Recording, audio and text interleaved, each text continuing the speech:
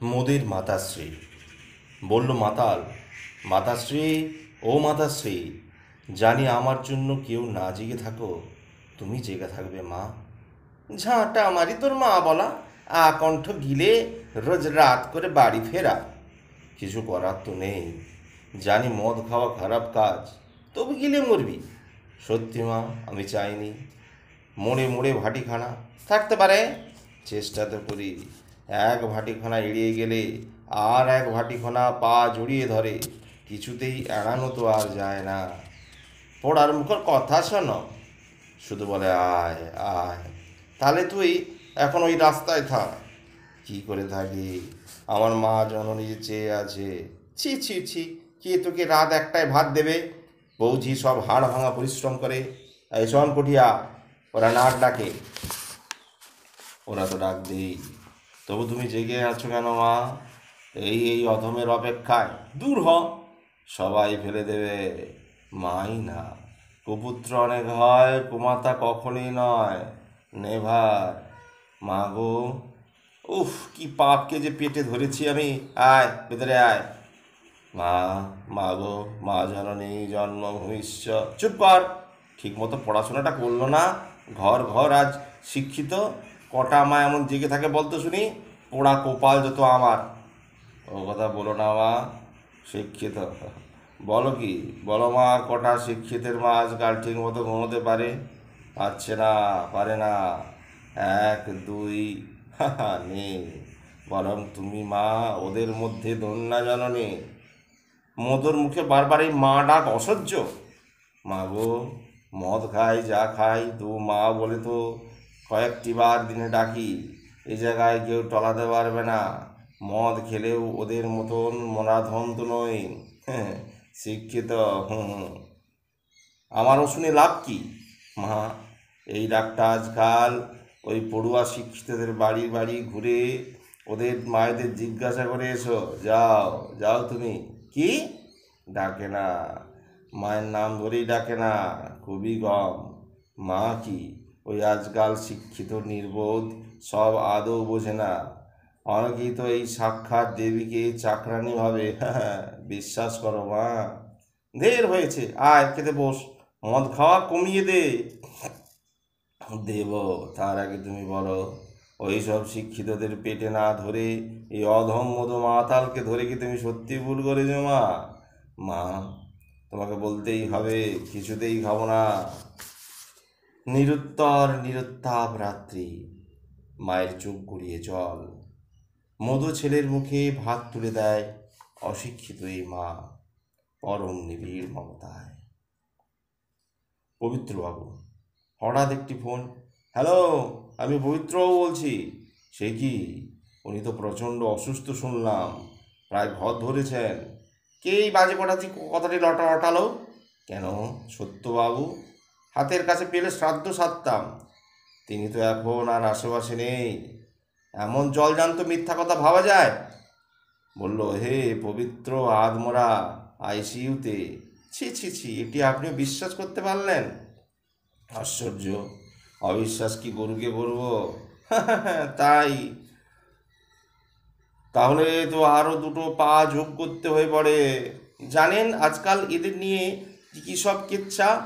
এ তো ব্যক্তিবিশেষের কেচ্ছা। শিক্ষক, বুঝলেন, শিক্ষক সদা সর্বদা নির্মম উজ্জ্বল আলোক শিখা। রাখুন মশাই, জ্ঞান দিতে আর হবে না। কিছু খবর কি রাখেন? রাখি। পতঙ্গ পুড়লেও আলো সেই নির্মল একই আছে। আজ ওখানেও কলুষিত। আশ্চর্য। সত্যবাবু, বেঠি কি আর করলেন? মানে, এখন মনে হচ্ছে বেশ, কোনো পবিত্রের বিদেহী আত্মার সাথে কতক্ষণ কথা কইছি। পবিত্র ধারাধামে মনে হচ্ছে নেই, আর সত্য এখন বিচলিত। ভালোবাসা। চিত্রলেখা ফোন করলো। তুমি ওখানে যাবে? যদি তুমি আসো। সঙ্গে অনেকেই তো থাকবে। থাকবে, তবু দেখা তো হবে। তা ঠিক, চোখের দেখা অনেক বছর পর। হ্যাঁ তাই। এও কম কি? ইস, আহারে, তাহারেইতেই সুখ। সে সুযোগ এ জীবনে হচ্ছে না। তুমি ভাবো, আহার করে কি কেবল মুখ? নয়তো কি আহার করে এই দেহে পঞ্চমুখ পঞ্চমুখ চোখে এই যে হবে দেখা, ওটি চোখের আহার বটে। যাচ্ছি ওখানে গান শোনাবো, কান কি ভাবলে তোমাকে ছেড়ে দেবে? শোনা মানেও খাবে। আচ্ছা ওই ভোঁতা নাক তোমার কি খাবে? কেন বাতাস থেকে তোমার গন্ধ নেবে? যদি ধরো তোমার পাশে এক চিলতে ঘনিষ্ঠ হয়ে বসি, স্পর্শ শুরু, ওটি কি আহার নয়? এক টেবিলে যদি দুজনে বসি খেতে, রসনা তৃপ্ত না হয়ে কি পারে? এ তো ভীষণ সমস্যা দেখছি। এসব যারা বোঝেন তারাই সন্ন্যাসী, আর তুমি রোগী। ওমা, সে কি কথা! এই ভালোবাসা!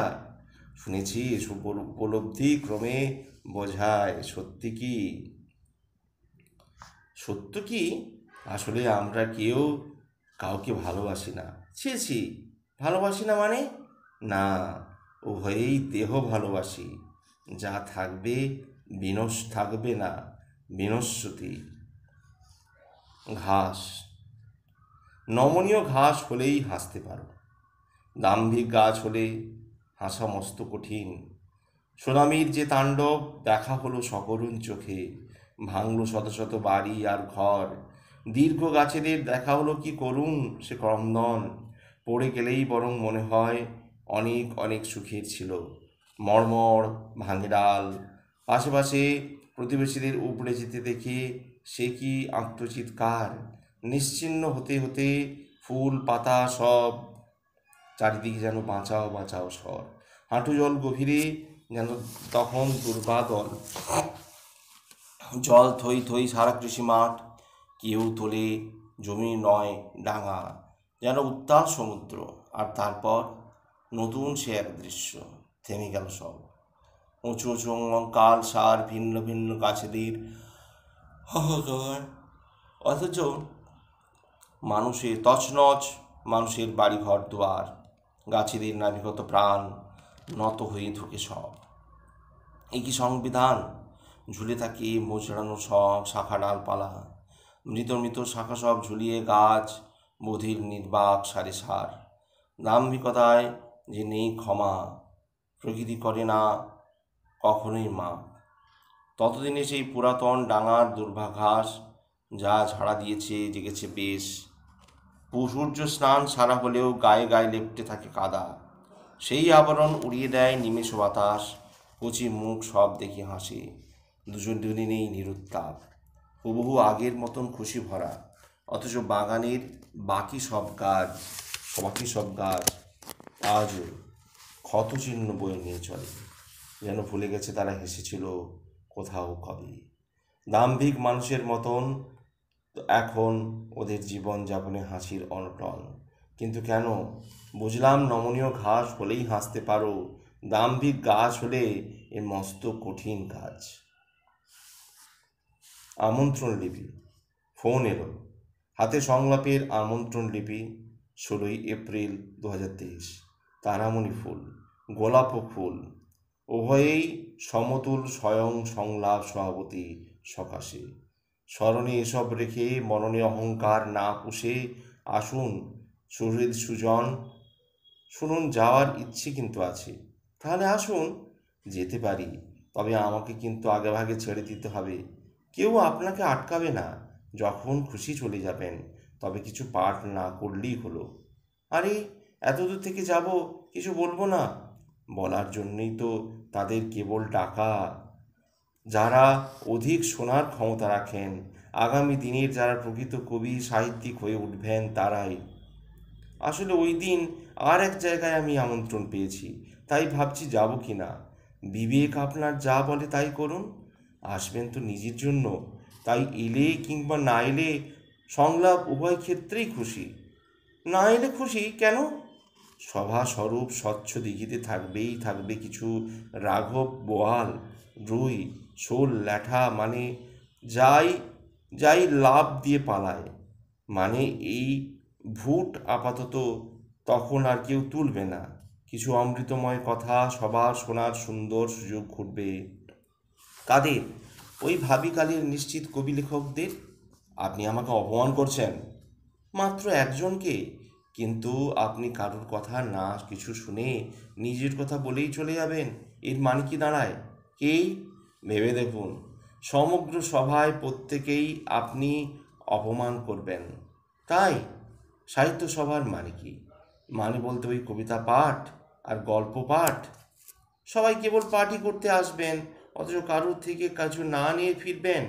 এটি প্রকৃত সাহিত্য সেবা নয়, এটাই ব্যতিক্রম। দেওয়ার চেয়ে নিতে হয় অধিক, তবেই প্রত্যেকেই সফল। সাহিত্য উৎসবও সার্থক। চমকে উঠি, কে? আমি হরি। কিন্তু ভাই বেঁচে তো আছি, মরিনি।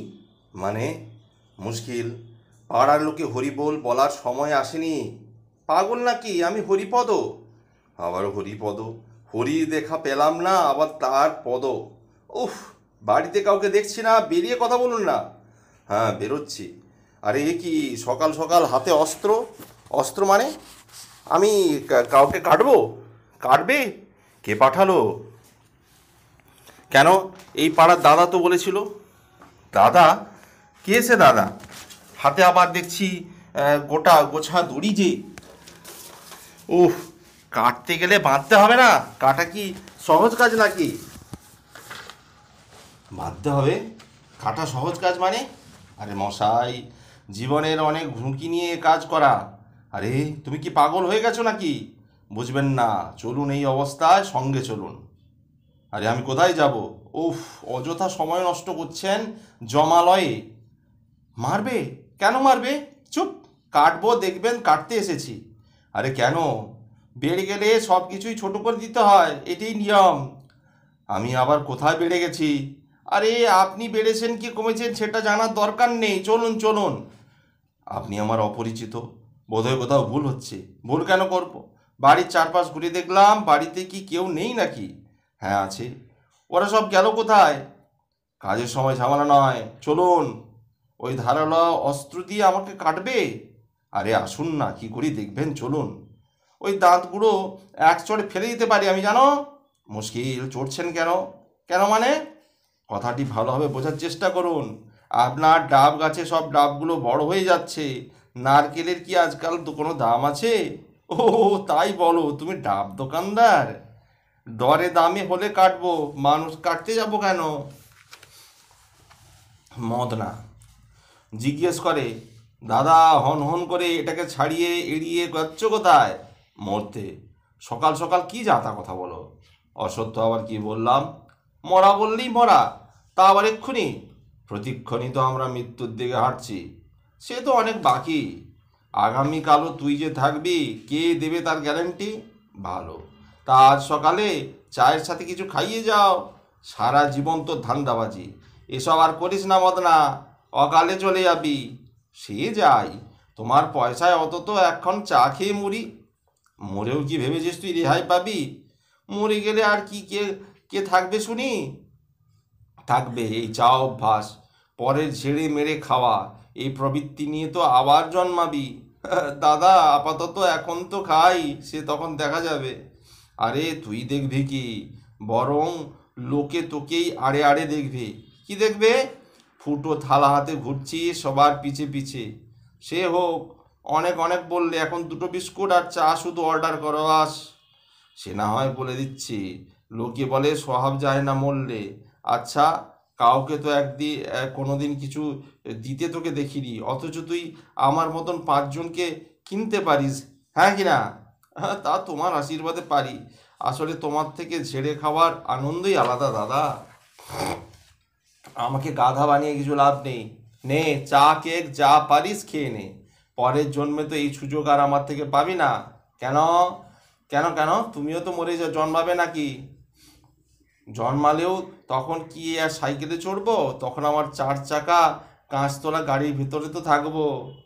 তো ভাবো না, ওখানেও ডিশ আমি নাড়াবো। থালা যতই নাড়া, কাঁচতলা আর নিচে নামবে না। কেন? অবচেতন মন তখন বলে দেবে, ওই শালা তুই ধুড়িবাজ মদ না।